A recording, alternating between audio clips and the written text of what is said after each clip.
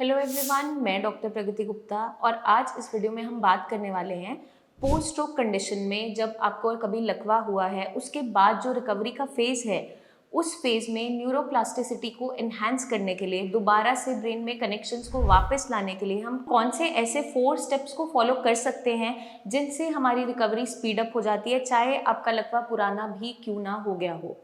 क्योंकि जब हम न्यूरोप्लास्टिसिटी की बात करते हैं, जब भी किसी को स्ट्रोक होता है, ब्रेन हेमरेज हुआ, क्लॉट फॉर्मेशन हुआ, ब्रेन के कुछ हिस्से के सेल्स डेड हो गए। अब जो न्यूरोप्लास्टिसिटी फिनोमेना है वो क्या है? दोबारा से ब्रेन के अंदर न्यूरल पाथवेज को डेवलप करना। अब जो हिस्सा डेड हो गया है वो तो रीगेन नहीं हो पाता क्योंकि न्यूरॉन्स की प्रॉपर्टी नहीं है रीजनरेट करने की, बट जो आपका हेल्दी ब्रेन है उसके अंदर हम दोबारा से कनेक्शंस को स्ट्रॉन्ग करते हुए उसके ऊपर उस डेड हिस्से के फंक्शंस को ट्रांसफ़र करते हुए बॉडी के अंदर दोबारा से मूवमेंट्स वापस लाते हैं और वही एक फिनोमेना आपका जो इनिशियली रहता है आपकी रिकवरी में हेल्प करता है।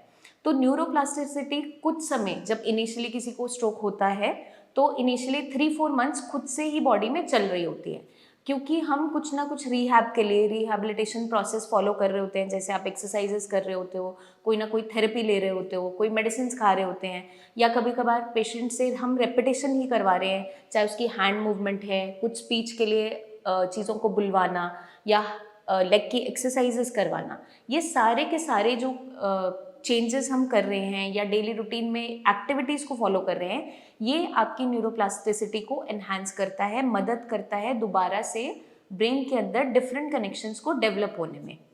अब जब हम न्यूरोप्लास्टिसिटी की बात कर रहे हैं उसके अंदर विद टाइम कुछ चेंजेस आने स्टार्ट होते हैं। इनिशियली आपकी बॉडी बहुत अच्छे से मदद कर रही होती है आपकी कंडीशन को रिकवर करने में, बट एक टाइम ऐसा आता है जब आपकी रिकवरी स्टैग्नेंट हो जाती है कई सारे कारणों की वजह से। तो इस वीडियो में हम डिस्कस करेंगे ऐसे 4 इंपॉर्टेंट स्टेप्स जो आपकी न्यूरोप्लास्टिसिटी को कॉन्टिन्यूस अच्छे से एनहांस करने में मदद करेगा ताकि आपकी जो रिकवरी है वो लगातार चलती रहे, वो एक पॉइंट पे आके रुके ना। तो सबसे पहला जो स्टेप है वो है आइडेंटिफिकेशन। आइडेंटिफिकेशन के अंदर आपको क्या आइडेंटिफाई करना है? आपके जो ब्रेन के थॉट्स हैं वो नेगेटिव नहीं होने देने हैं। अब जब पेशेंट को कोई बीमारी होती है या उसकी फैमिली भी साथ में सफ़र कर रही होती है क्योंकि पेशेंट टोटली डिपेंडेंट हो गया है पैरालिसिस की वजह से, तो पेशेंट का एक नॉर्मल बिहेवियर है वो नेगेटिव होना स्टार्ट हो जाता है। मैं अब कभी ठीक नहीं होऊंगा, मेरी कंडीशन अब और ख़राब होती चले जाएगी, मैं बिल्कुल बिस्तर पर आ गया हूँ, जो मैं डेली रूटीन वर्क कर पाता था अब मुझसे एक पानी का ग्लास तक नहीं उठता। तो इस चीज़ को आइडेंटिफाई करना बहुत इंपॉर्टेंट है क्योंकि अगर हम अपने नेगेटिव थॉट्स को आइडेंटिफाई कर लेते हैं कि multiple times of the day हम यही सोच रहे हैं, तो उनको जब हम पॉजिटिव में कन्वर्ट करते हैं तो हमारी रिकवरी बहुत अच्छी होनी स्टार्ट हो जाती है। क्योंकि एक पॉजिटिव अप्रोच के साथ आप किसी भी बीमारी से लड़ सकते हैं, चाहे पैरालिसिस हो, चाहे कैंसर हो, क्योंकि आपके विल पावर का स्ट्रॉन्ग होना बहुत इंपॉर्टेंट है।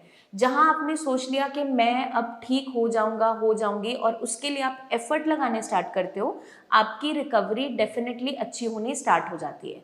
सेकेंड जो स्टेप है वो है डिस्ट्रैक्शन। डिस्ट्रैक्शन किस तरीके का डिस्ट्रैक्शन? आपके इसी नेगेटिव थॉट्स से या आपकी ओवर थिंकिंग से या डिप्रेशन से, क्योंकि हम लगातार दिन भर यही सोचते हैं कि मैं पहले जैसा नहीं हूँ, पहले जैसी नहीं हूँ, मैं डेली रूटीन वर्क नहीं कर पा रही, बेड रिडन हो गई हूँ, या ठीक से नहीं चल पा रही, लोग क्या सोचेंगे। तो इन सारे थॉट से हमें डिस्ट्रैक्ट होना है। वो आप कैसे हो सकते हो? डिफरेंट एक्सरसाइजेज में, डिफरेंट एक्टिविटीज़ में, डिफरेंट हॉबीज़ में एंगेज करके अपने ब्रेन को आप जितना डिस्ट्रैक्टेड और एंगेज रखेंगे और अपनी रिकवरी की तरफ फोकस करेंगे उतना जल्दी आप रिकवर हो जाएंगे। थर्ड जो स्टेप है उसके अंदर हमें क्या ध्यान रखना है? अपने माइंड को, जब हमने बात की डिस्ट्रैक्शन की, तो हम किन किन एक्टिविटीज से कर सकते हैं? आप मेडिटेशन कीजिए। आप डेली रूटीन में अगर मेडिटेशन करते हैं, ब्रीदिंग एक्सरसाइजेस करते हैं, एरोबिक जितनी भी आपकी एक्सरसाइजेस है, प्राणायाम करते हैं, तो बॉडी को जितना ज़्यादा ऑक्सीजन मिलेगा उतनी आपकी रिकवरी एनहांस होगी, उतनी आपकी हीलिंग प्रमोट होगी और उतनी जल्दी आपकी कंडीशन बेटर होती चले जाएगी। फोर्थ जो स्टेप है उसमें हमें एक्सरसाइजेस को ऐड ऑन करना है और उनकी रेपिटेशंस को बढ़ाना है।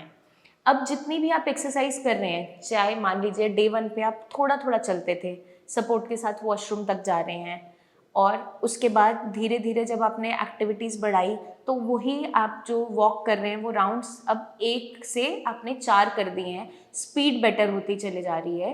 तो हमें जो भी आप एक्सरसाइज डेली रूटीन में कर रहे हो, एक एक्सरसाइज से शुरू कीजिए। फॉर एग्जांपल हम रिस्ट के लिए रिस्ट सर्कल्स अगर कर रहे हैं तो हमें डेली इसकी जो साइकिल्स है वो बढ़ाते जाना है।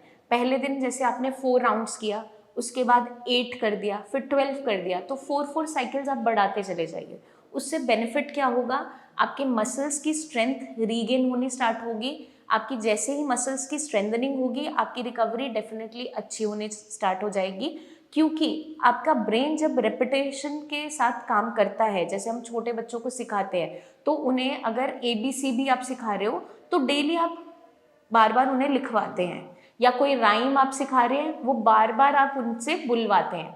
तो ब्रेन के पास एक कैपेबिलिटी है, जितना आप रेपिटेशन में चीज़ें करते हैं उतना आप उसमें परफेक्ट होते चले जाते हैं।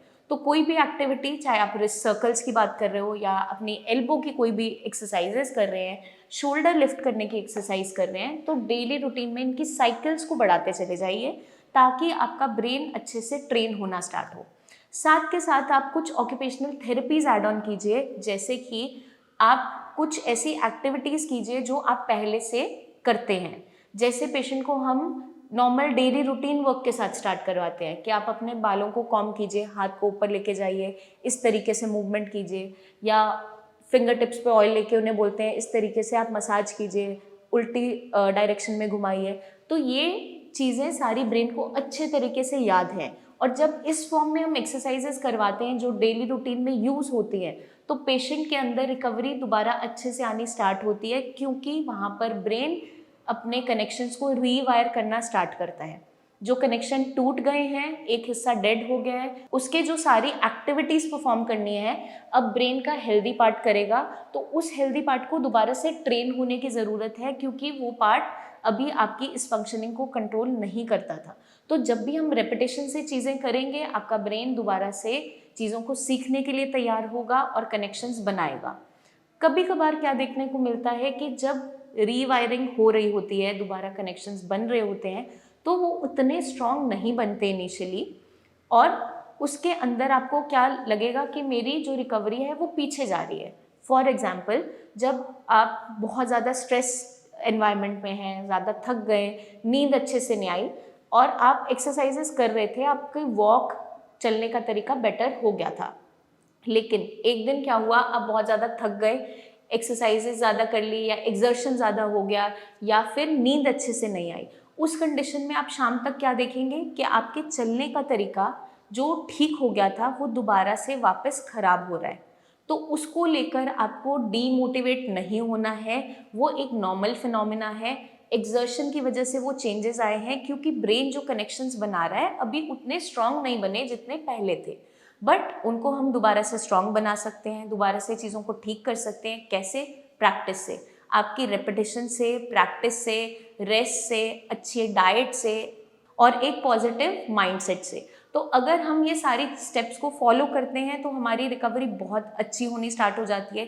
ब्रेन दोबारा से कनेक्शंस बनाना स्टार्ट करता है, और जो वो न्यू कनेक्शंस बनते हैं उनको अच्छे से स्ट्रॉन्ग भी हम कर सकते हैं इन्हीं सारी स्टेप्स की हेल्प से। तो आई होप ये वीडियो आपको मदद करेगी समझने में, जानने में कि न्यूरोप्लास्टिसिटी को लंबे समय तक बनाए रखने के लिए। ऐसा नहीं है कि इनिशियली आपको पैरालिसिस हुआ, 2-3 महीने रिकवरी आई, फिर रुक गई, और आपका पुराना पैरालिसिस ठीक नहीं हो सकता। ये सारे के सारे मिथ्स हैं हमारे माइंड में, तो इन्हें हमें बाहर निकालना है, दोबारा से ब्रेन को ट्रेन करना है। ब्रेन के पास इतनी कैपेसिटी है, बस क्या चाहिए हमें? आपका थोड़ा सा सपोर्ट, क्योंकि आपको खुद से एफर्ट्स लगाने होंगे, अपने विल पावर को स्ट्रॉन्ग रखना होगा, ताकि आप जल्दी से जल्दी रिकवर कर सकें, दोबारा से इंडिपेंडेंट हो सके। जल्दी ही मिलेंगे हम नेक्स्ट वीडियोस में। तब तक के लिए इन स्टेप्स को फॉलो कीजिए, और हमें कमेंट करके ज़रूर बताइए कि आपकी रिकवरी के पैटर्न में क्या चेंजेस आए हैं, क्या बेटर हुआ है। और अगर आपको लगता है आपकी कोई रिपोर्ट्स आप शेयर करना चाहें, तो आप हमारे नीचे दिए हुए नंबर्स पे हमसे शेयर कीजिए, अपनी प्रेजेंट कंडीशन की वीडियोस ज़रूर भेजिए, ताकि हम आपकी हेल्प कर सके इस बीमारी से बाहर आने में, दोबारा से आपको इंडिपेंडेंट बनाने में। जल्दी ही मिलेंगे हम नेक्स्ट वीडियोस में, तब तक के लिए अपना खास ध्यान रखिए। Take care.